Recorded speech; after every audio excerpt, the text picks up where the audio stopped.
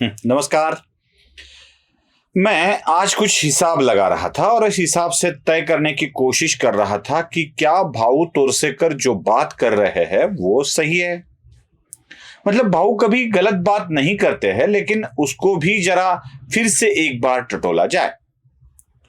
भाऊ तोरसेकर ये बात कर रहे हैं कि आने वाले 2024 के चुनाव में मोदी की जीत तय है। जो कल के अविश्वास प्रस्ताव के दौरान फिर से एक बार नरेंद्र मोदी जी ने भविष्यवाणी की है कि 2028 में भी विपक्ष को एक बार अविश्वास का प्रस्ताव लाने की चांस मिलने वाला है। देखते हैं क्या सही है। शुरू करने से पहले एक वैधानिक चेतावनी देना चाहता हूं।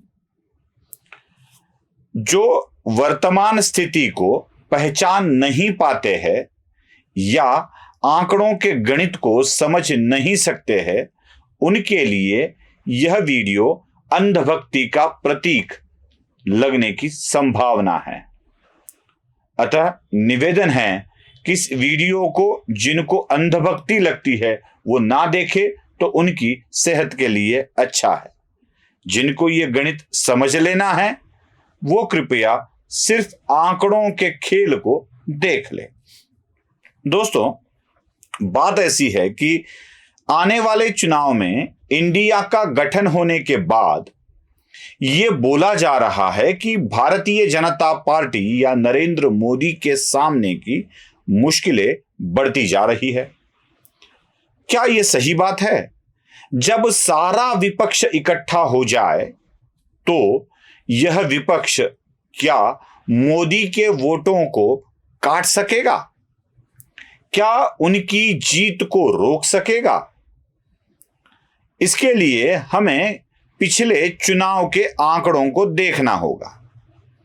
अब एक बात तो तय है कि वही आंकड़े, लगभग वही स्थिति हर बार नहीं रहती है, लेकिन यह भी माना जाए कि नहीं रहती है तो आंकड़ों का गणित यह कहता है कि बहुत बड़ा हेरफेर नहीं होता है।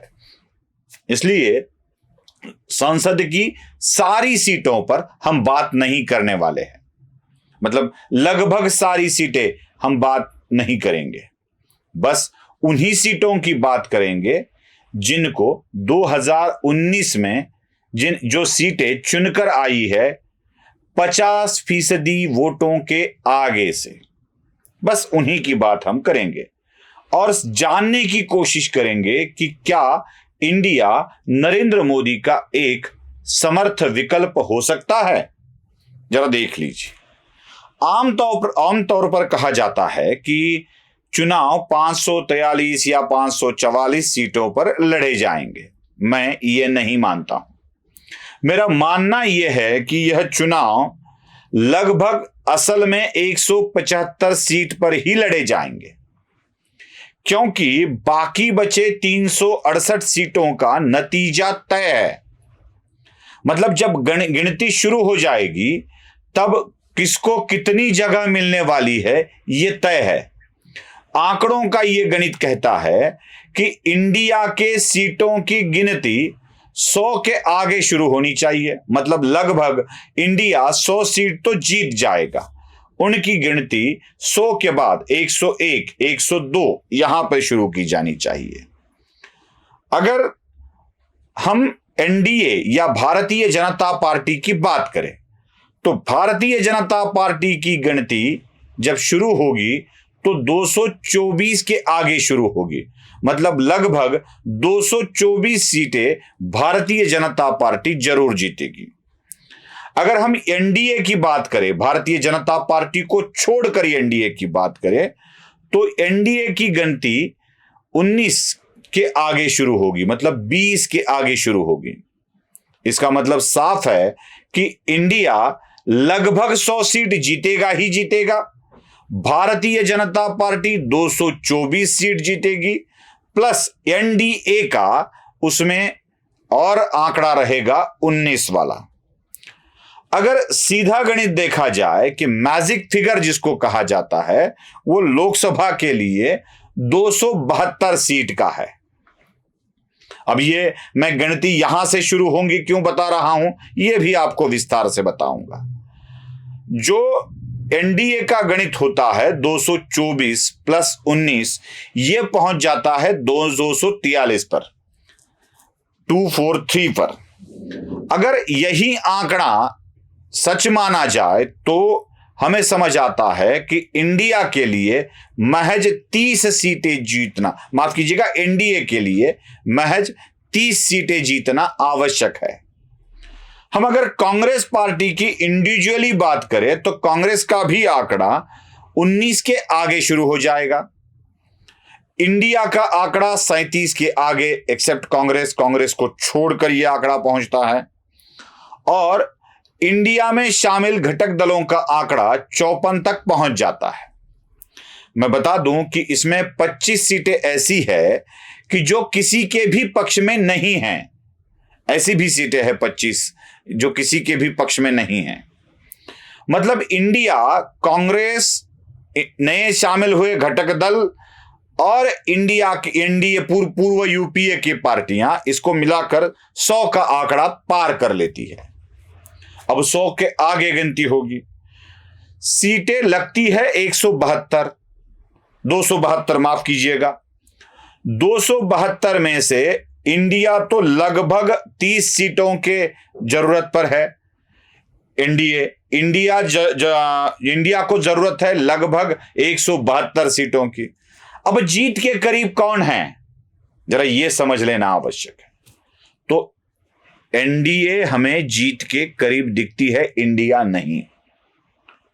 यह बात मैं क्यों कह रहा हूं, यह समझाता हूं आपको। 2019 के चुनाव में 50 से अधिक फीसदी वोट लेकर जो सीटें चुनकर आई है वो भारतीय जनता पार्टी की 224 है। मतलब पूर्व में भी सब विपक्ष पार्टियों में जब मतदाताओं की विभागनी हो चुकी थी, फिर भी भारतीय जनता पार्टी आधे से ज्यादा वोट लेकर, मतलब हुए वोट में से आधे से ज्यादा वोट लेकर चुनकर आई है। अगर ये सीटें 224 है तो इन सीटों पर भारतीय जनता पार्टी को कोई भी परास्त नहीं कर सकता है। 224 का आंकड़ा विजयी होना तय है। एनडीए के घटक दलों को 19 सीटों पर ऐसी ही यश मिला था, ऐसी ही जीत मिली थी जो 50% से भी आगे था। मतलब सारे अगर इकट्ठा होते हैं तो भी कोई फर्क नहीं पड़ता है भारतीय जनता पार्टी को, या उन्हें सरकार बनाते हुए कोई भी रोक नहीं सकता। अगर जीत मिलती है या पराभव, इसको हमें टटोलना है तो यही एक निकष लगाना पड़ेगा। हमें देखना पड़ेगा कि कौन ज्यादा अपने जीत के करीब है। थोड़ा बहुत वोट शेयर इधर उधर हो जाता है, समझ सकते हैं, लेकिन ये थोड़ा बहुत नहीं है, 50 के आगे वाले हैं। मैं 50 की भी बात नहीं कर रहा हूं, 50 के आगे वाले सीट, 50% वोट के आगे वाले सीट है। दोस्तों, कुछ राज्य तो ऐसे हैं जिसमें भारतीय जनता पार्टी को एक भी सीट पिछले चुनाव में नहीं मिला था। अब उन राज्यों में कुछ ना कुछ तो भारतीय जनता पार्टी सीट लेने वाली है। संयोगवश देख लीजिए कि उत्तर प्रदेश में कांग्रेस ना लोकसभा चुनाव में कुछ अच्छा कर पाई, रायबरेली की एक सोनिया गांधी की सीट को छोड़कर बाकी अन्य सीटों पर कांग्रेस परास्त हो चुकी है। दूसरी बात यह है कि पिछले उत्तर प्रदेश के विधानसभा चुनाव में भी कांग्रेस का हाल क्या रहा है यह हमने देख लिया है। मतलब कांग्रेस अब सबके नीचे वाली पार्टी उत्तर प्रदेश में हो गई है। तो इस अवस्था में कांग्रेस को उभरने की कोई भी संधि हमें दिखती नहीं है। तो मुद्दा साफ हो जाता है कि कांग्रेस को बहुमत के आंकड़े तक पहुंचना बहुत ही मुश्किल है, नामुमकिन है।